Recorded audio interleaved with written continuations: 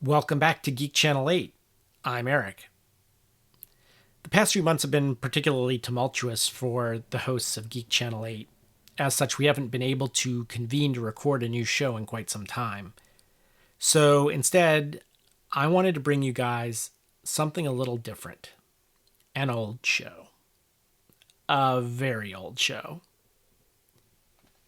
So Geek Channel 8, as the name implies, was originally conceived of as a TV show almost a decade ago. And while that never came to fruition, we did create a pilot episode to test it out. The roundtable discussion format was already in place, as you'll hear in a minute here. This particular panel featured 4 different people, all born in a different decade, to get 4 different perspectives on the Star Wars franchise. Me, in my mid-40s at the time, I was the only one to have seen the first Star Wars film in its original theatrical run. Thomas, in his mid-30s, Andrew, in his mid-20s, and Vincent, still in high school at the time. We originally recorded it in 2015, the very end of 2015, in a studio in Vermont, USA.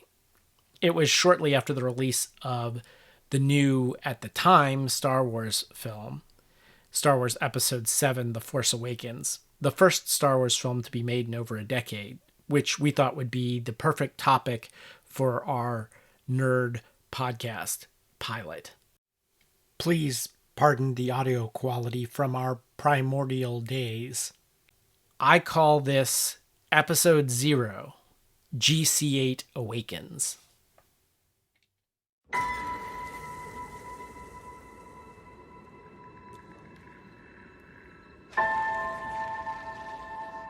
Who are you?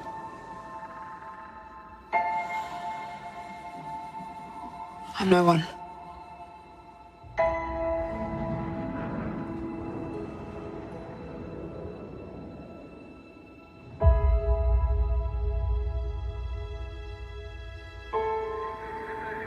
I was raised to do one thing. But I've got nothing to fight for.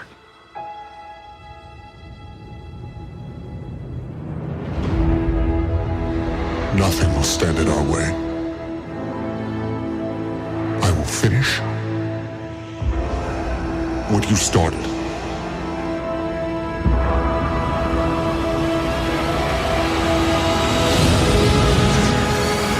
There are stories about what happened.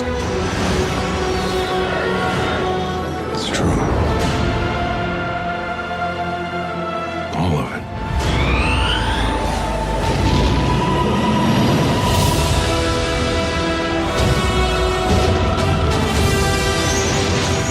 The dark side. A Jedi.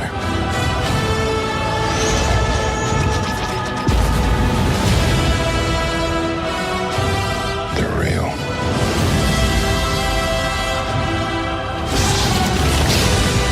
The Force. It's calling to you.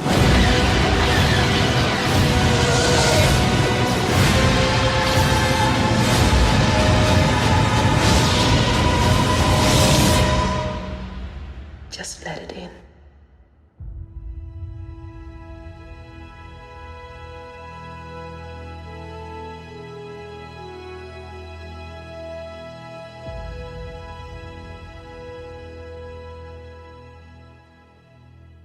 Thomas Bishop, I'm a videographer, blogger. Eric Chatterjee, I teach media studies. Vincent Moore, I'm a local writer. I'm Andrew, and I'm a just really big film buff. So we're going to talk about various geeky subjects every week, and we thought what better to start with than Star Wars. So I don't know, you want to start down there, Andrew, with your thoughts on the Star Wars? Yeah. The newest, I think it was, I really personally enjoyed it. I think J.J. Abrams did a great job directing it. And I thought it lived up to the hype. I'm not sure that you guys thought it lived up to the hype. Should we go in a line? Yeah. So, I mean, it was a good, fun film, but the second time into it, it was like, okay, this is definitely taking the magic away from Episode 4. Because it borrows the same sort of storyline, and That it does. I thought that that it was a good film on its own, but as part of the overall Star Wars franchise, I felt it was overly derivative of the original films. But after expectations had been dashed so much by the prequels that by comparison, it looks pretty good. So I give it like a solid B.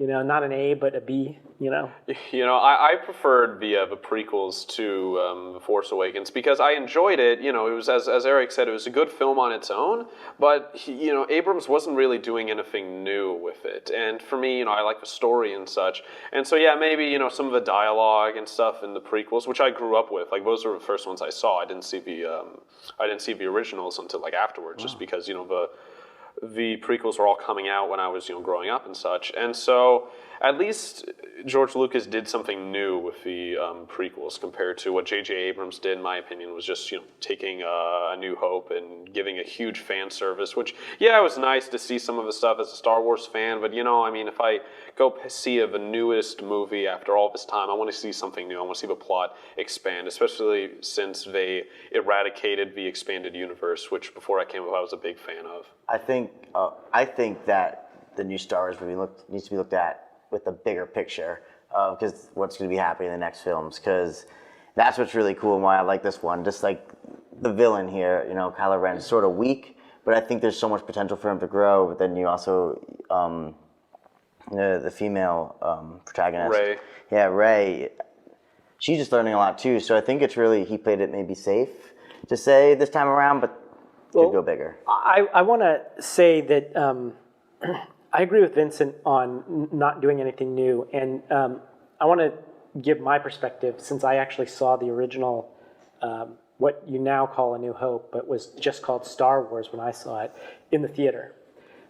So I was a child in the 70s, and I was already a science fiction fan before Star Wars came out, but science fiction movies weren't all that great. Particularly when it came to special effects. So I think Logan's Run was nominated for its special effects the year before Star Wars, and if you watch those two films back to back, it's like night and day. Also Planet of the Apes and stuff like that, which had good stories, but the effects were really cheesy. And Star Wars, when I went to see it in 1977, was the first time I'd ever seen a film and I felt like I was transported to another place. Like I could totally suspend disbelief that that place was real to me, And every place they went to was unique. So Tatooine did not look like Alderaan, did not look like the Death Star. Then in the next film, Empire Strikes Back, Dagobah didn't look like anything else. Hoth did not look like anything else that they had done before. And same with Return of the Jedi. I agree, the one thing I agree with Vincent about the prequels, which I'm not a fan of, was that they showed us new places and new cities and things like that. I felt when I walked in to see Force Awakens, there was nothing new. Everything looked like a place we had been to before. Well, yeah, because Tatooine was essentially, what's the planet in this movie called?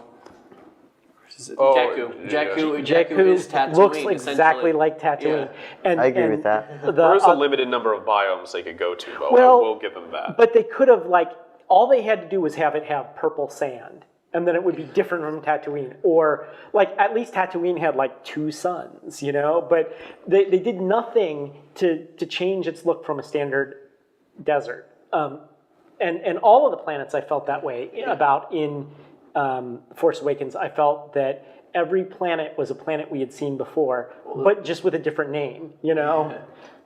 And I felt the same way about the droids. I felt the same way about everything in it. And I understand that he was surfing this wave of nostalgia where, people liked that things looked old-fashioned. They didn't use CGI. I think that was a good idea. They did use CGI, but they limited their use of CGI. But I felt it borrowed a lot from itself, whereas Star Wars movies always borrowed from other movies, which is what made them great. They borrowed from samurai films, and they borrowed Well, from Kurosawa's Seven Samurai. It took straight up from that. And if you watch Hidden Fortress, it's essentially Star Wars. Originally, he was going to get the main actor from Seven Samurai to be Obi-Wan, but then chose Alec Guinness. Well, because instead. George Lucas said in the interviews on the Criterion Disc, it's very much so. It's telling the story from the lowest point possible. Two droids or two peasants. Yeah. So. And also World War II films. He was a big fan of. He did Red Tails not that long ago, but those dogfight films. I forget the names of. He took it from Wings. He studied Wings. It was one about something about a group. They were going to drop a bunker buster on a dam. What is that film? Anyone help us out here? It was like a propaganda reel or something, I think. When was this released? Oh, it was in World War II. It was like the 40s or the. Yeah. But anyway, several of those World War II films inspired the dogfights and stuff like that. I felt that's what made Star Wars good, is that he was borrowing things that he from had other seen places from other movies. Whereas that worked well. The Force Awakens was borrowing from itself. It was, but he might have been just playing a little bit safe. So I'm. What if in the next one we get all that? I mean, it picks up, but that's also what if it picks up right at where it left off. Is he going to just stay in the same? Yeah. Well, I mean, planets? it's definitely leading that way, because I mean, if this Force Awakens is A New Hope, then is Episode 8 Empire? I mean, is Rian Johnson really going to live up to that? I mean, well, what about the characters? I mean, I think all the characters are really enjoyable, and don't get me wrong, we're on the rise. Females are becoming. Well, that aside, female heroines are becoming the thing of today. I mean, don't get me wrong. Luke essentially got a hot gender change with Daisy Ridley, but well, let's talk about the characters. I do agree that female fans have been very poorly served by the Star Wars series. There haven't been very many good female characters, and with Rey, that we get a good female character, but that alone is not enough, because the character itself, I felt, was just a carbon copy of Luke. And in fact, let's face it, she's going to end up being his daughter, right? we don't Unless know, they're baiting but us. I mean that would be following from the Star Wars novels, the extended universe, so to speak, which they just said, fuck that, we're not doing that anymore, Oh, I know what you mean. Yeah. Because if you'd read the books, Han's kid, essentially Darth Sadus, I think it was. Darth Cadus, he was. One of his kids, and then Ben was Luke Skywalker's kid, and then so on and so forth. And it just you can see kind of what they did if you had read any of that in this movie. I felt that. I never put two and two. Sorry, go ahead. No, go ahead. I never put two and two about that. Actually, I realize now. I didn't know that. I know there had been books, but I didn't know that they discussed all that. Well, I mean, I read the books for the. Is that fan fiction? No, it's officially legitimate licensed authors. by Lucas to do that. I forget who wrote the Crucible book I had finished, but I saw it half price of Books A Million, and oh, this looks interesting. I'll pick it up, and I blasted through it in about a week and a half. Is there fan fiction for the new film? I mean, is there Lucas? Oh yeah, there's official material, so it's books that aren't just novel adaptions and stuff. There's even that TV show. It's Star Wars Rebels. That's officially canon. Is it canon because that's canon? that canon. Canon. It's going to tie into Episode 8. But did they? I'm not a fan of the extended universe. Did they throw it all out the window and say, okay, all that's no longer? They before Episode 7 came out, they said we're cutting it off here. Everything from this point on is canon. What else? What I'll say about that is because I said I liked the EU. I understand why they cut it. I understand because at one point it got so big and it was hard to contain, and they would have to retcon things, and all of it was fighting that. They'd have to do what Marvel's doing with its characters, and it would be much easier just to cut that and start new. Which and maybe keeping some stuff for the Rebels show, for bringing Admiral Thrawn. It's a friggin' Canadian accent, can't pronounce TH. Admiral Thrawn. Okay, so the blue guy, he was from Heir to the Empire, and that was one of the books that really started it all, the Heir to the Empire. I don't know if you ever read that. That was like one of the biggest expanded universe books that really started us up.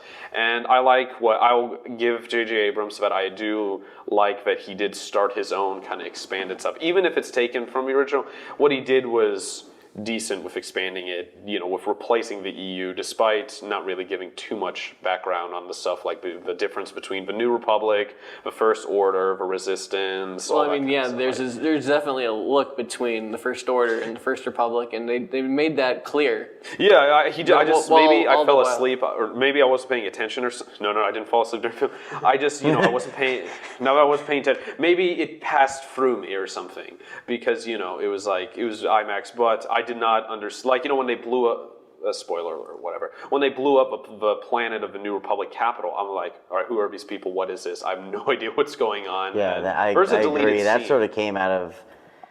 Yeah. If it was longer, I would like that. Okay, it flows right through you.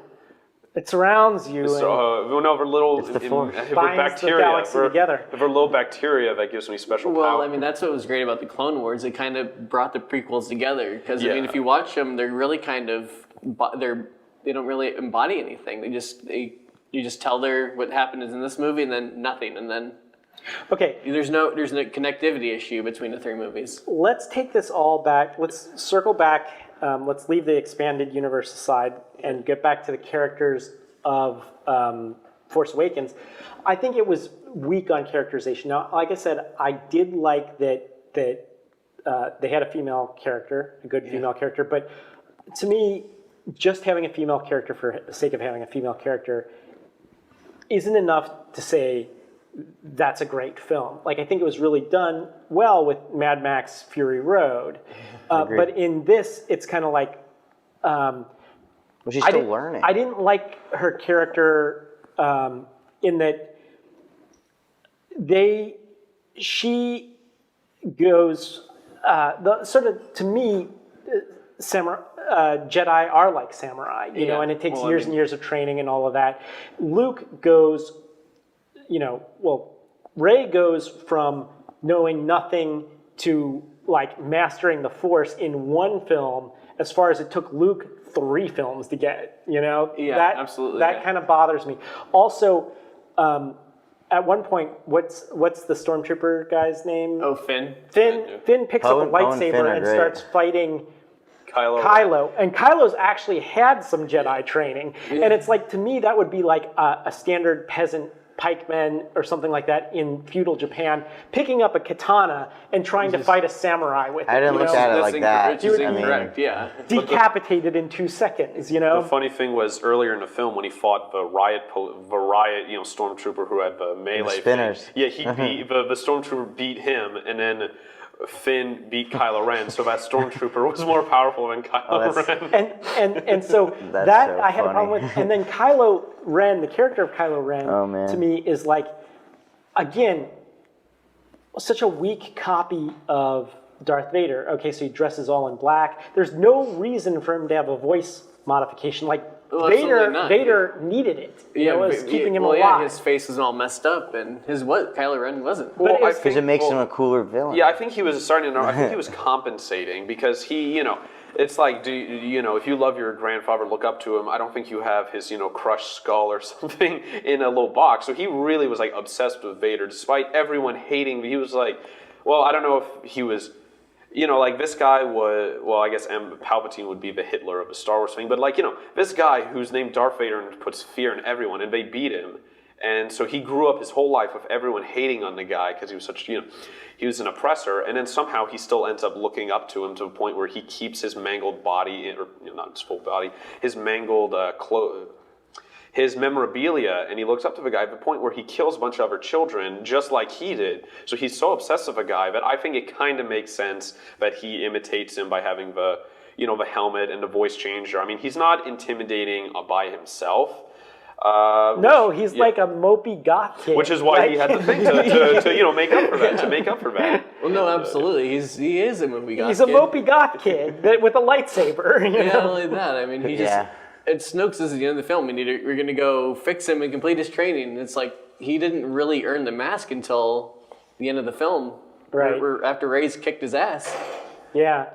So so that was definitely Yeah, that's funny. a problem, I thought, with this film. But I don't know. Does anyone have anything else they want to? When I saw it, I'm not the biggest Star Wars fan. When as young as I could be to understand it, my dad gave me the VHS tapes that he'd recorded, on his TV when he was in college in the 70s or whenever. And so I grew up watching those and I loved those. And then the teenage years, I remember watching the Phantom Menace and all those and sort of being like, they're not as excited about it. So this one I was like, new start. I think it could be really cool. So I thought it was a really entertaining movie, but thinking about it from your guys' point of views, I haven't really thought about before, and you have some valid points that make me think about it, but I'm looking forward to the next one, and Rogue One looks really good. I like how we have all this technology now to make these just exciting to watch on the big screen, and that's what I'm taking away from them now. And well, they bring it back. Well, my initial point was that I said it takes some magic away from, the original A New Hope, was that, when Luke and Obi-Wan are sitting in his, hut or whatever in Tatooine, and he's giving him his father's lightsaber and telling him, oh, your father didn't want me to have this because he thought you and I'd go run off on some damn full crusade, and, it speaks to the films of that time while also being its own unique. Yeah. And I'm one of the few people that actually predicted that Vader was Luke's father.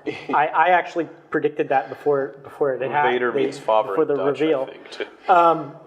But I think that just those original movies laid things out in a very methodical pace, whereas in Force Awakens, Rey is using the Jedi mind trick partway through the film. We're 45 minutes in. Has not trained under a master. Luke had two masters, in the time. And he barely was able to hold his. And he didn't do the Jedi mind trick until the third film. It's also, filmmaking in general is way more sped up these days for these big blockbuster films. They wanted the expectation is there. Yeah, and the craft that was put into the old Star Wars, Lucas's vision and all that. It's going to be a little bit different this time around. So. Playing it safe, putting a lot of stuff in there, that's sort of... I mean, and Abrams is a good director, don't get me wrong. Oh, yeah, he's one of my favorites. He's phenomenal, but I mean, I would like Vincent said earlier on, I'd like to see him do something new for once. He's the reboot king.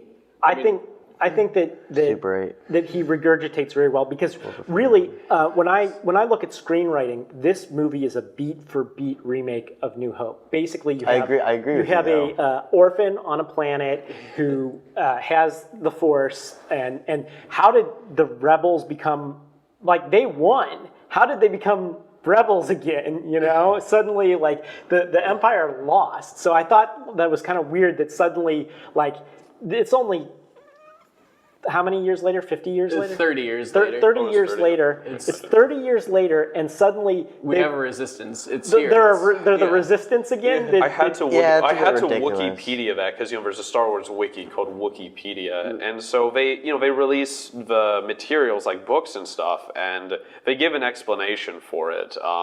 It was something like... the rebels couldn't completely defeat the Empire, so they had some kind of, Cold War truce kind of thing. And so the New Republic couldn't fight them full on, so they funded the resistance. So it's kind of like a proxy thing. I mean, Well, the New Order, is that what they're called? New Order, yeah. They're just another version of the Nazis. There's the Help Me Obi-Wan Kenobi, hologram, except for this time it's part of the map, Well, yeah, and the map is in the message. Instead of the plans for the Death Star, there's that. Then they go to another planet. There's the cantina. There's the escape and the Millennium Falcon. It's beat for beat, but it was fun. I think it's just fun to watch. Yeah. Oh, it was. Yeah. If you want to dive really deep into it, and so that's kind of where I'm like. I'm going to leave here not liking Star Wars movies. No, please. I'm not trying to convince you otherwise, but it's just kind of like... It's like, oh. Well, also, think of our cars don't even look the same 30 years later, but the X-Wing fighters, look, their high technology looks exactly the same. Their droids look exactly the same 30 years later. Yeah, BB-8's the only real droid that's any different. I mean... And it was Star Wars with a fresh coat of paint. That's what it like an R2 unit in a lot of ways. Yeah, I guess. I was just saying. Sorry. I said it's the way it's being described as a fresh coat of paint. But I'd like to see them go to some new places in the next movie. I don't know what could possibly happen. I mean, they're probably gonna have the conversation on the cliff. I wonder whether he knows.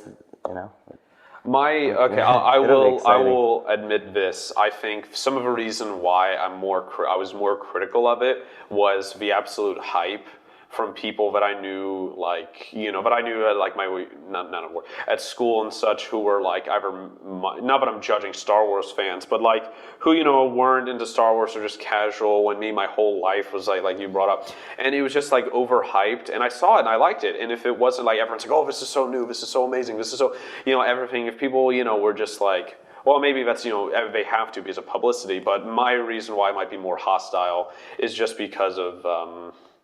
I thought it was undeserved hype. I still liked it. I mean, I don't regret seeing it, but I just think it didn't live up to its hype. But I still liked it. See, what you say, that exact spiel you just made about it not living up to the hype and everything, that is what I experienced with Phantom Menace.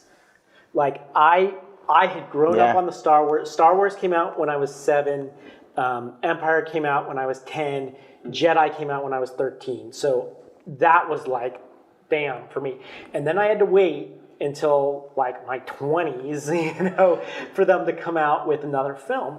And so I was way ready for it. I skipped work to go there. And my sister came, all of my friends came. Did you dress up? I didn't dress up, but I did wait in line. And we were there, we were camped out, and we called in sick to work, all of us, and then the news showed up, and my sister was joking about oh, look at all these people that their bosses are gonna see them, on the news, and then it was us, So it was kind of like how my going to see Avengers for the first time was for me, Yeah. Because that was kind of we had a in college, it was a big deal, and it was essentially new Star Wars, so to speak.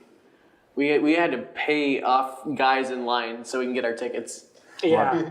Well, basically, I went through all that, and then I saw the film, and I was so let down because Phantom Menace is a pretty bad film. It is. But it doesn't hold up at all today. Okay, but now I'm in the minority. I liked it because I think I was really young when I saw that, and it was as I said before, the other ones, and it was good. I still like it just for nostalgia, maybe. I liked how there was the pod racing on the N64. At least we got that from it. That was good. Well, I think that they had a lot of problems. One, those prequels were too kiddie oriented, in my opinion. Now, maybe that I grew up in the, going from my 13 years old to being a 20-year-old and seeing it. I thought they overused CGI that didn't fit with the look of the earlier films. And I felt the character development was really poor. I felt that some of the characters were pretty borderline offensive racial stereotypes. First of all, Jar Jar's just annoying. That was the reason I've heard as to why his character was included was because the same reason why the Ewoks were, because they put in Ewoks so they could expand to the toy market. And so because not enough girls are buying Star Wars toys, so they said, how do we get girls to make us more money, get Star Wars toys? Oh, we have little teddy bears that are characters. No, so you Jar Jar have Binks, more girl characters, not more Ewoks. For Jar Jar Binks, from what I understand it was because it was they needed money in the Caribbean market because the Caribbean market was not doing very well for Star Wars. And if at the point you have to worry about the Caribbean market, I think you're financially sound. But anyway, so they said, well, why don't we have this character who Caribbeans could identify with? And so we put in Jar Jar Binks, and that backfired. As I guess they got what they deserved. I never heard that story. That's what I heard. I've never heard that story either. But whatever. He's a terrible. In addition to being just annoying, he's a terrible racial stereotype. And he's not the only one. The slaver that's got the hook nose. He's kind of like a. Little, cross between Jewish Italian, You see the fan theory that Jar Jar Binks is Darth Jar Jar. The head of everything. That has no ground funny. whatsoever. No, I know completely. It's just funny because I don't remember being annoyed by Jar Jar at all. So when I saw, but when you come from my perspective and you see the original movies, and then those movies are such a letdown.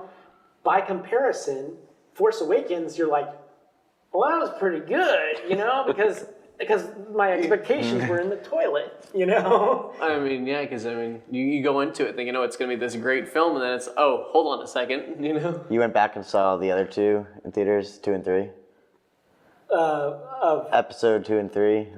Have I gone back and watched them since then? No, like after being so let down from The Phantom Menace. I did go back and watch all 3 of them in the theaters.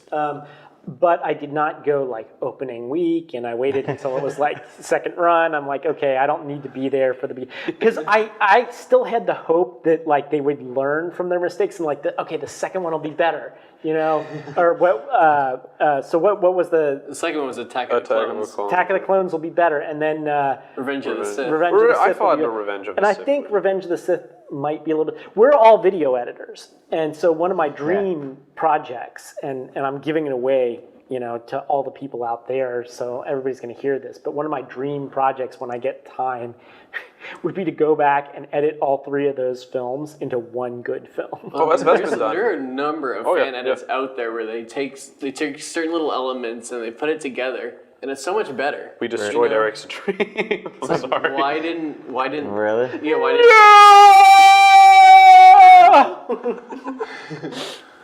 didn't? Why didn't Lucas do that to begin with? If he's going to take his films and re-edit them like he's done numerous times and put different little things in, Yeah, I think that some of his special editions were worse, and some were better. I think some of the edits he did were actual improvements, but in general, most of them weren't. What I'll give him is at least everything that he did, it was his. Because he owned the studio that I'm pretty sure he owned a studio that released it. So he didn't have any studio that say you need to do this to appease the Chinese market or something. You need to do this.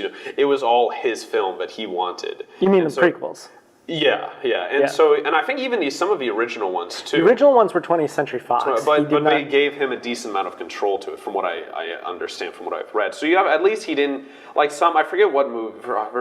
Some movies you'd say, "What the hell was that?" And it's awful. It's because there's like that was it. The new Fantastic Four, because it was torn apart by studio and director vision. Well, so that is a topic for another day. You at least have to give George Lucas that it was his film, his vision, and yes, as a filmmaker, you at least have to respect him for that. I do respect him for that, and I do think he has a greater vision than J.J. Abrams. Whoa! Abrams, like I said, he's Lucas has a better vision. I do, and he held his tongue about the he wasn't saying a lot. I did see where he said something where he would have it's their thing now, and they can do whatever they want with it. He would have pushed a new story, which I think is his way of saying they remade.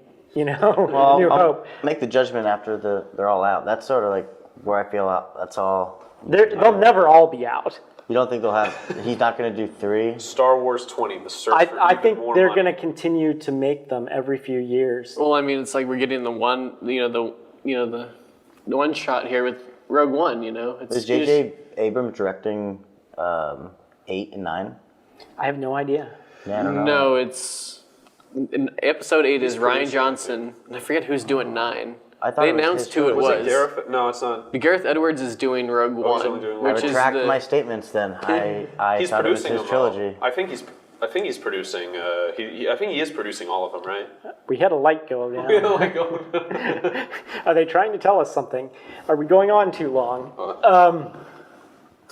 So our esteemed producer Dylan back there. I need you to look up what the film that inspired the dogfights and trench sequences in Star Wars was. It was something 21, and it was a World War II film. But speaking of that, he's in there. I thought I saw him walk out at one point. I'm not sure. But speaking of the Death Star and trench warfare and all that stuff, how is it that you're going to spend billions of dollars building the super weapon, and in Force Awakens, it's Death Star 2.0. It really is just a really big Death Star, which physically impossible. How many times how many times are they going to build that one little flaw into it that blows the whole thing up? Like all you have to do is fly down and shoot it. It's Not like only that, but Rogue One its whole premise is based upon just that, getting the plans to that exhaust port so we can blow it up. Rogue One is linked to the Force Awakens. No, not the Force Awakens. It's linked to episode 4. Because Vader, they announced the other day he's going to show up in it. So, but really, Anakin like invented that move, and then he goes to build a Death Star that his own son blows up the same way, which he should have known better. And then they go and they build more Death Stars in the later Empire and stuff like that. And it's like you already knew that it could be blown up by this little exhaust. Well, how do we know that wasn't Palpatine's idea? Well, for the insurance, yeah, it was an inside job. And then, so then the New Order's like, oh, well, we're going to build this uber weapon. It's even bigger than the original Death Star, but we're going to put the same exact exhaust. What the hell did they call it in this film?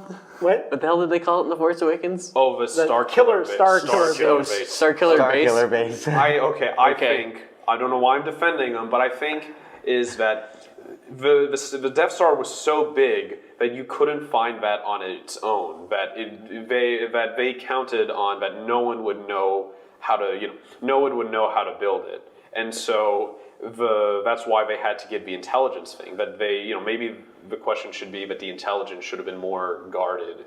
But that's what we have for Rogue One to find out, because that was the kind of thing. Nothing is completely impenetrable. But and people say, "Oh, that was stupid, the little thing." Well, yeah, but are you going to go and survey the entire Death Star? Because a thing that's the size of a moon just to find this 2 meter shaft that you wouldn't have known otherwise? If the thing's going to blow up your planet, yes.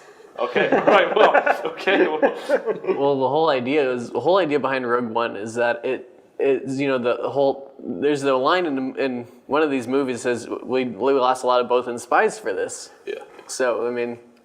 That alone, in that one little log line, is a whole other adventure.